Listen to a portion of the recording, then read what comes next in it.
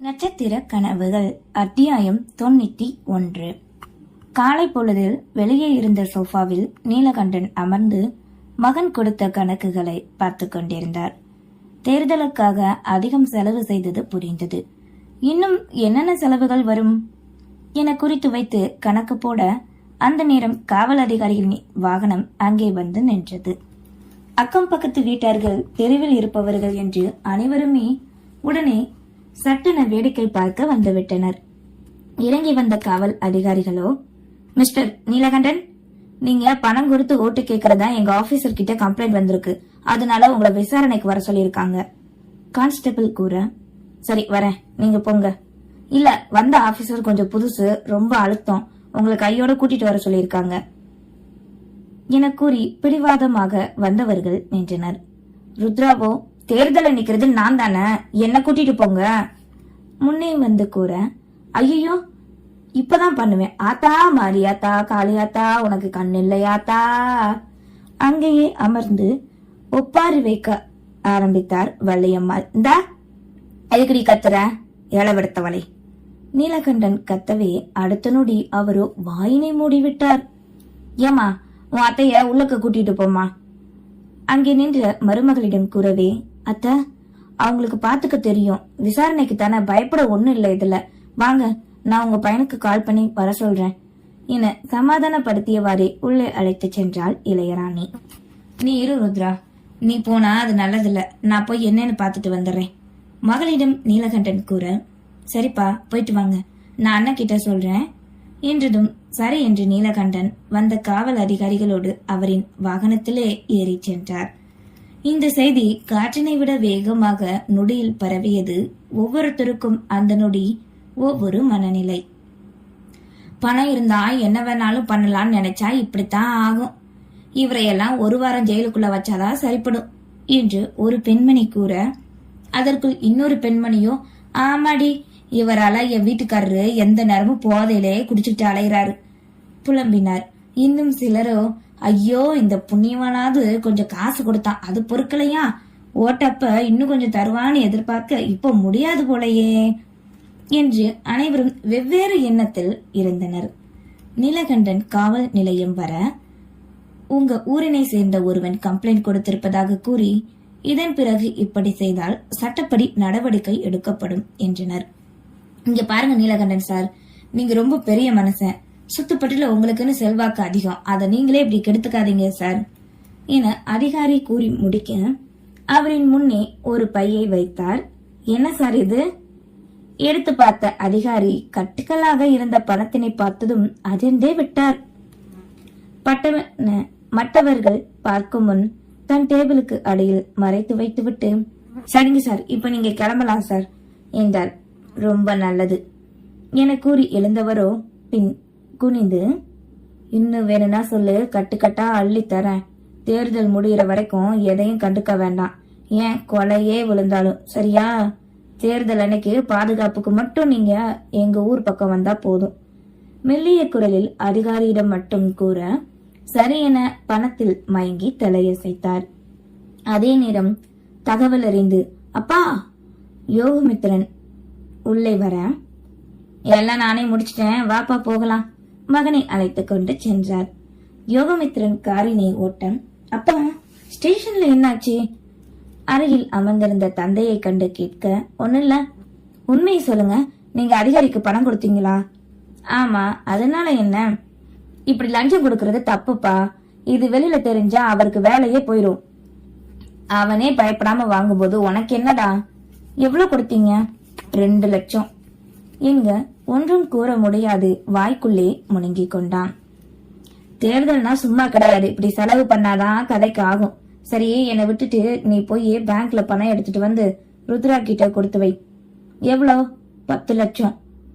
ஏற்கனவே ரொம்ப செலவுப்பா, சொன்னதை செய்டா.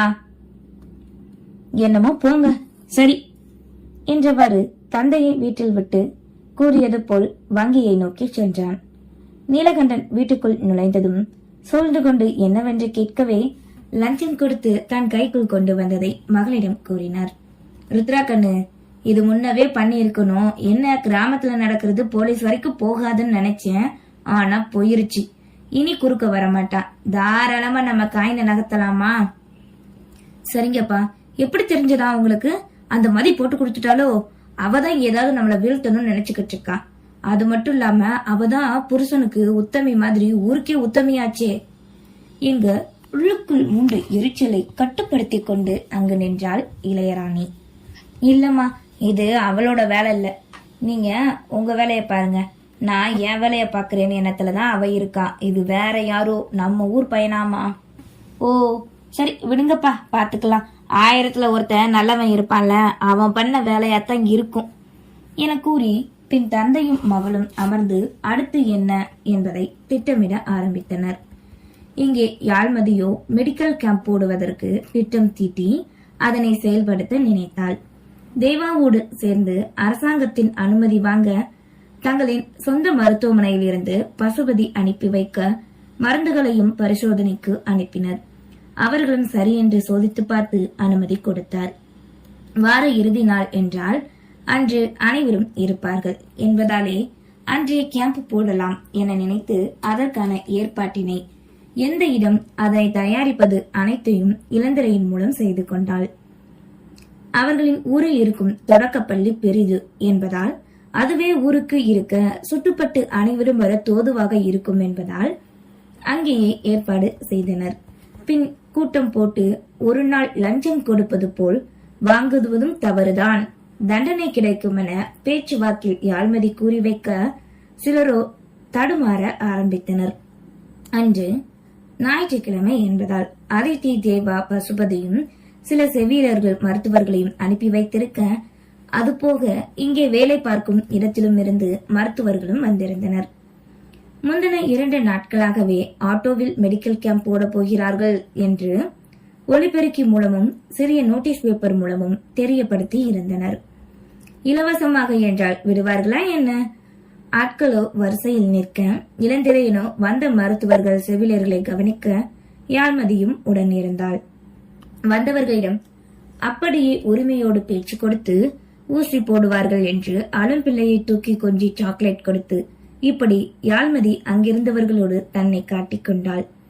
நீ நல்லாருமா, பிரஷர் மாத்திரை வாங்கி கொடுன்னு கேட்டுக்கிட்டே கடந்தேன். அந்த மனுஷன் வாங்கியே தரல. என்னாலையும் டவுனுக்கு போய் வாங்க முடியலத்தா. நல்ல வேலை இப்ப கிடைச்சிருச்சுத்தா. தளர்ந்த குரலோடு அதித்தியிடம் ஒரு பாட்டி கூற, அங்கே வந்து, பாட்டி உங்களுக்கு எப்ப தேவையோ அப்ப சிட்டையை மட்டும் கொடுத்து விடுங்க, நான் வாங்கிட்டு வந்து தரேன் என தன்மையாக கூறினாள் யாழ்மதி. சரிதா சரி, நீ போதுண்டா எங்களுக்கு என கூறி செல்ல அதித்தியை பார்த்து கண்ணடிக்கவே சூப்பர் என்றாள் சைகையில். பின் அந்த நாள் முழுவதும் ஒருவாறு இப்படியே சென்றுவிட மாலை 7 மணிக்குத்தான் மெடிக்கல் கேம்ப் வேலை முடிந்தது. அதனை தொடர்ந்து வந்த நாட்கள் முழுவதுமே எங்குமே யாழ்மதியின் பெயர்தான் ஒலித்துக் கொண்டிருந்தது. தேர்தலில் நிற்காமலே அவள்தான் ஜெயிப்பாள் என்ற செய்தி ஊர் முழுவதும் பரவி அவளின் புகழே அனைவரும் பாட ருத்ராவின் கண்முன் தெரியாத அளவுக்கு யாழ்மதியின் மீது கோபத்தை வரவழைத்தது. நாங்க இவ்ளோ காசு கரியாக்குனா இவ ஒரு பைசா செலவில்லாம பேர் வாங்குறா. விட்டா தங்கத்தட்டுல வச்சு தாங்கி ஆரத்தி எடுத்து கோயிலே கட்டிடுவாங்க போல. எல்லா விஷயத்திலையும் என்ன விட இவ வசதி வேற. அது எப்படி? என்னால சும்மா விட முடியாது, உன்னை கவனிச்சுக்கிறேன். புலம்பி தவித்தவளோ தந்தையிடமும் மனவேதனையை கொட்டினாள். தோப்பு வீட்டில் அமர்ந்திருக்க, ஏதாவது பண்ணுங்கப்பா, இந்த தேர்தல நிக்கவே கூடாது. அவ நின்னா தோல்வி நமக்கு தான். அப்புறம் நம்ம பேர், புகழ், மரியாதை எல்லாமே போயிரும்பா. தந்தையிடம் ஏற்றிவிட்டு கத்தவே, நான் பாத்துக்கிறேன், வெயில் நேரம், நீ போமா வீட்டுக்கு என கூறி மகளை சமாதானப்படுத்தி அங்கிருந்து அனுப்பி வைத்தார். மகள் வெளியே சென்றதும் தன் கைபேசியை எடுத்து யாருக்கோ தகவல் கூறியவர் பின் வைத்துவிட்டு யாழ்மதியை எண்ணி சிரிப்பு சிரித்தார். இதுல தெரிஞ்சிருமா உன் தைரியம் என்னன்னு? எங்களையேவா எதிர்க்கிற? நானும் சின்ன பொண்ணு வேண்டான்னு நினைச்சேன். ஆனா நீ ரொம்ப மீறிட்ட. தேர்தலை எதிர்த்து நிக்கிற அளவுக்கு வந்துட்ட. பாத்துக்கலாம் மனதில் எண்ணிக்கொண்டாள்.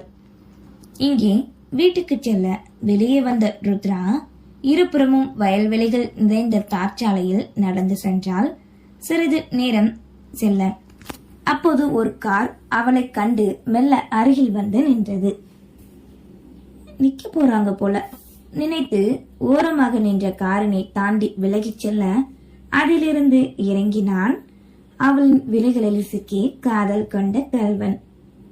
கண்ணவள் செல்லும் நடையழகு, ஹை ஹீல்ஸ் அணிந்து என்ன ஒரு வேகம், தோள்பட்டையை மட்டுமே தொட்ட கூந்தல் ஸ்டைலாக லூஸ் ஹேரில் விட்டிருக்கவே அவளின் உடை நடை பாவனை அனைத்தையுமே கண்டு ரசித்தவாறு நின்றான். சப்பா, என்ன ஒரு ஸ்பார்க்கு நினைத்து மெய்சிலர்த்து போக, அடே அவ உன்னை தாண்டி ரொம்ப தூரம் போயிட்டாடா, போடா போய் பேசு மனசாட்சியோ கூறியது. மனமோ அவ எவ்வளவு தூரம் போனாலும் எப்பவும் இந்த நெஞ்சுக்குள்ளே இருப்பா என நெஞ்சினை தொட்டு விழிமூடி ரசனையோடு கூறினான். அந்த நேரம் மேய்ச்சலுக்கு சென்ற எருமை மாடு ஒன்று மே என கத்த பட்டண விழி திறந்தவன, அடச்ச இது வேற, ஐயோ அவ்வளவு தூரம் போயிட்டாளா, ஓடுடா ஓடு மனசாட்சி கூறி சிரித்துக்கொள்ள ருத்ராவினை நோக்கி ஓடினான். நன்றி.